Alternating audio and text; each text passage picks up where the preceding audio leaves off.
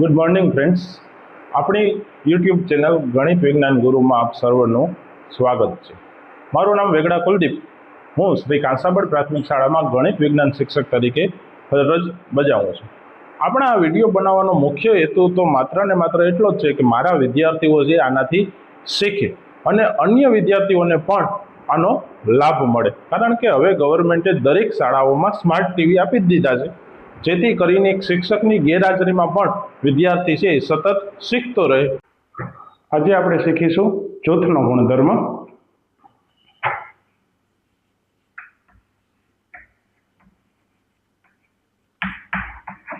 જૂથનો ગુણધર્મ અલગ અલગ સંખ્યાઓ માટે જૂથનો ગુણધર્મ શીખવાનો છે. સૌ પ્રથમ આપણે શરૂઆત કરશું પૂર્ણ સંખ્યાથી.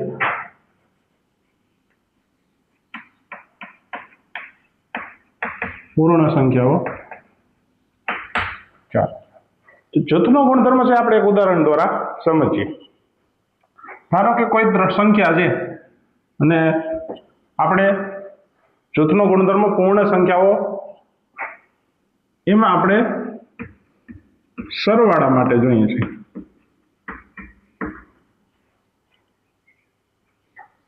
ધારો કે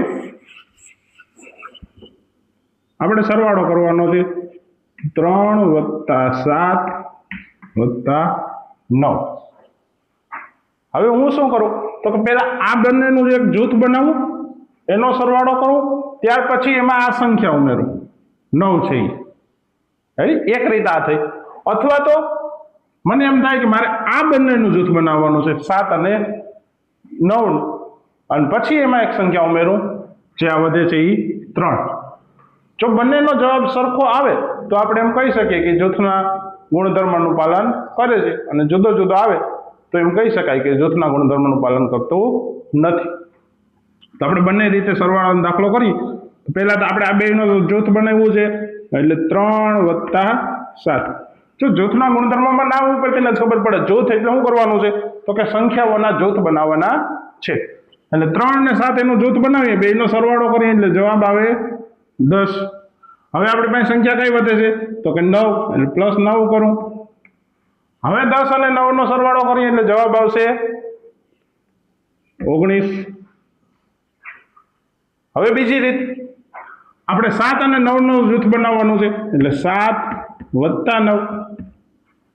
આ બેનો સરવાળો કરીએ એટલે 9 ને 7 થાય 16. હવે એમાં 3 ઉમેરવાના છે તો +3. 16 અને 3 નો સરવાળો કરશું એટલે જવાબ આવે છે 19. અહીં બંને જવાબ કેવા આવે છે? સરખા આવે છે.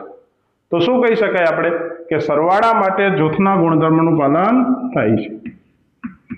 સરવાળા માટે જૂથના ગુણધર્મનું પાલન પૂર્ણ સંખ્યા માટે થાય છે.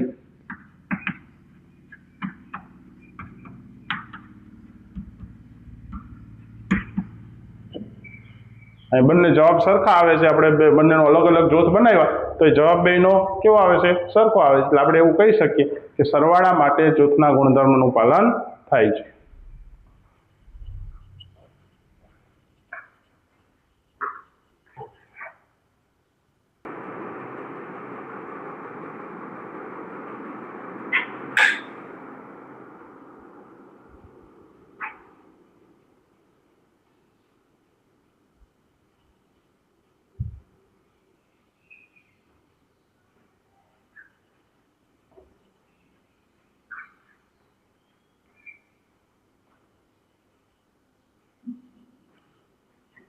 હવે આપણે બાદબાકી માટે જોઈએ. બાદબાકી માટે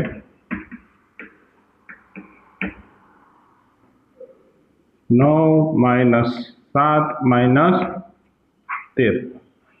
રેડી? ધારો કે આપણે આ બે સંખ્યાઓ છે, આ 3 સંખ્યાઓ છે, એટલે પહેલા શું કરશું તો કે આ બેનું જૂથ બનાવીશું. એક રીતે આ રીતે દાખલો કરશું, અને સંખ્યાઓ પાછી એની એ જ છે, પણ આ જ વખતે હું આ બંનેનું જૂથ બનાવું છું. બંને ઠેકાણે આપણે જૂથ અલગ અલગ બનાવ્યા છે. જો બે બાજુ જવાબ સરખો આવશે તો આપણે એમ કહી શકશું કે બાદબાકી માટે જૂથના ગુણધર્મનું પાલન થાય છે અને બંને બાજુ જવાબ જુદો જુદો આવે તો આપણે કહી શકીએ કે બાદબાકી માટે જૂથના ગુણધર્મનું પાલન થતું નથી. તો પેલા તો કૌંસ છે તો એની બાદબાકી કરીશું. 7 માંથી 13 જાય તો એક ધન પૂર્ણાંક છે એક ઋણ પૂર્ણાંક છે એટલે થશે શું તો કે બાદબાકી 13 માંથી 7 જાય એટલે 6 વધશે. મોટો આંકડો 13 છે તો એની આગળ માઇનસની નિશાની છે એટલે 6 ની આગળ માઇનસની નિશાની આવે એટલે -6 આવશે. ત્યાર પછી આ 9 એમનો આ માઇનસ માઇનસ પ્લસ થશે એટલે 6 આવશે. 9 ને 6 15. હવે જો આ બાજુની બાદબાકીનો જવાબ પણ 15 આવે તો આપણે એમ કહી શકીએ કે બાદબાકી માટે જૂથના ગુણધર્મનું પાલન થાય છે. જોઈએ આપણે પહેલા 9 માંથી 7 જાય એટલે વધશે એ 2. 9 જ મોટા છે અહીંયા તો એટલે +2 જ આવશે -13. હવે એક ધન પૂર્ણાંક છે અને એક ઋણ પૂર્ણાંક છે એટલે થશે બાદબાકી 13 માંથી 2 જાય એટલે વધશે 11. અહીંયા -13 છે એ મોટો આંકડો છે એટલે અહીંયા આવશે -11. જો અહીં સંખ્યા જોઈએ તો 2 મોટા છે -13 કરતા તો એકનો જવાબ આવે છે 15 એકનો જવાબ આવે છે -11. બંનેનો જવાબ જુદો જુદો આવે છે તો આપણે કહી શકીએ કે બાદબાકી માટે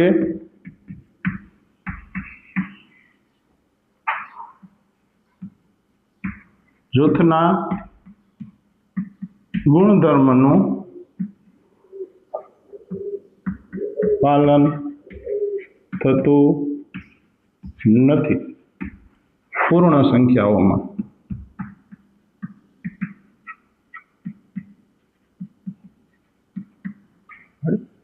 પૂર્ણ સંખ્યાઓમાં બાદબાકી માટે જૂથના ગુણધર્મનું પાલન થતું નથી કારણ કે અહીંયા બંને જવાબો છે એ જુદા જુદા આવ્યા છે.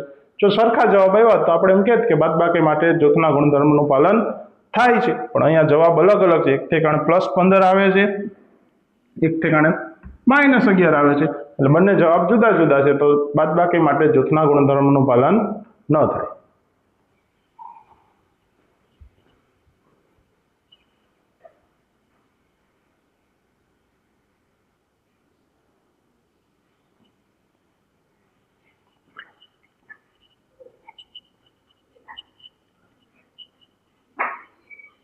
સરવાળા અને બાદબાકી માટે બાદ હવે આવશે ગુણાકાર માટે.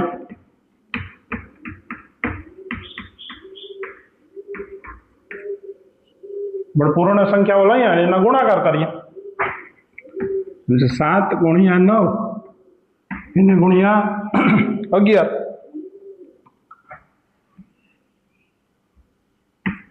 બરાબર 7 × 9 × 11. જો સંખ્યાઓ આ જ છે. હવે અહીંયા શું કરીએ છીએ તો કે એક વખત આનું જૂથ બનાવીએ છીએ 7 અને 9 નું. આ બાજુ 9 અને 11 નું જૂથ બનાવીએ છીએ. હવે બંનેનો ગુણાકાર કરીએ એટલે 7 નવા પેલા 7 અને 9 નો ગુણાકાર કરીશું એટલે 7 નવા 63 એને ગુણ્યા 11. હવે 63 નો 11 નો ગુણાકાર કરીશું એટલે 63 ગુણ્યા 11 કરીએ એટલે 3 6 3 6 3 9 6 જવાબ આવે છે 693. આનો જવાબ આવે છે 693 63 ગુણ્યા 11. હવે આ બાજુ 7 તો એમનામ જ છે પેલા 11 નવા 99 એટલે અહીંયા આવશે 99. હવે 7 અને 99 નો ગુણાકાર કરવાનો છે એટલે 99 ગુણ્યા 7 કરીએ આપણે 7 નવા 63 નો તગડો બધી પેઢી 6 7 નવા 63 ને 6 693. આનો જવાબ આવે છે 693. બંને ઠેકાણે જો અહીંયા જવાબ આવ્યો છે 693 અહીંયા જવાબ આવ્યો છે 693. બંને ઠેકાણે જવાબ કેવા આવ્યા છે? સમાન જવાબ આવ્યા છે. તો શું કહી શકીએ કે પૂર્ણ સંખ્યાઓ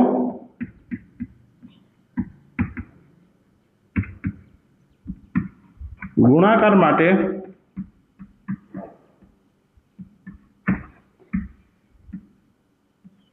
જૂથના ગુણધર્મનું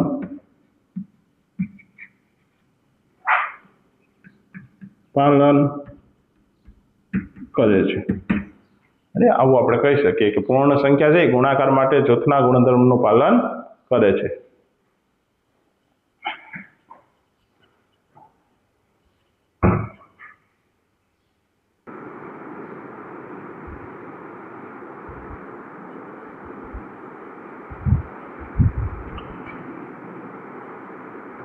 ચાલો હવે પૂર્ણ સંખ્યાઓ માટે એક છેલ્લે છે ભાગાકાર માટે.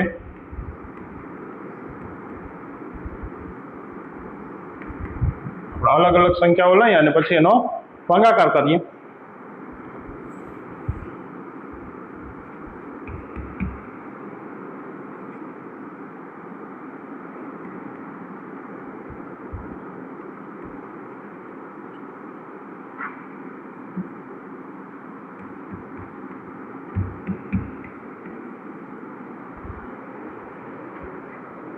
નવ ભાગ્યા 3 ભાગ્યા 18. પહેલા તો શું કરશું તો કે આપણે જૂથ બનાવીશું એટલે આ બંનેનું જૂથ બનાવવાનું છે અને અહીંયા આ બંનેનું જૂથ, અહીંયા આ બંનેનું જૂથ બનાવવાનો થશે. પછી આપણે ભાગાકાર કરશું. એટલે પહેલા તો આનો ભાગાકાર કરીએ. 9 ભાગ્યા 3, 3 તેરી 9 થાય આપણને ખબર જ છે એટલે આનો જવાબ આવે 3. એને ભાગ્યા કરવાના થશે 18. 3 ભાગ્યા 18 કરીએ એટલે 3/18 આવે એટલે અહીંયા 6 તેરી 18, 3 3 ઉડી જાય એટલે જવાબ આવે 1/6. એવી જ રીતે અહીંયા ભાગાકાર કરશું. પેલા તો 9 છે તો એમને અહીંયા 3/18 આવશે ભાગાકાર કરીએ એટલે અહીંયા છેદ ઉડાડીએ એટલે અહીંયા 6 તેરી 18 ને અહીંયા 3 એકુ 3 એટલે 3 3 ઉડી જાય એટલે જવાબ આવે છે 1/6. હવે 9 ભાગ્યા 1/6 કરવાનું છે તો આપણને ખબર છે કે ભાગાકાર કરવો હોય પૂર્ણાંકનો તો શું કરવાનું હોય તો કે અહીંયા ગુણાકારની નિશાની અને અહીંયા લખવાનો હોય વ્યસ્ત. છેદમાં એક લખો કે ન લખો એનાથી બહુ કંઈ ફેર પડે નહીં એટલે એ આવશે 6. અને 9 નો 6 નો ગુણાકાર કરીએ એટલે 6 9 54. અહીંયા જવાબ આવ્યો છે 1/6, અહીંયા આવ્યો છે 54. બંને જવાબ કેવા આવે છે? અલગ અલગ. તો આપણે શું કહી શકીએ કે પૂર્ણ સંખ્યાઓ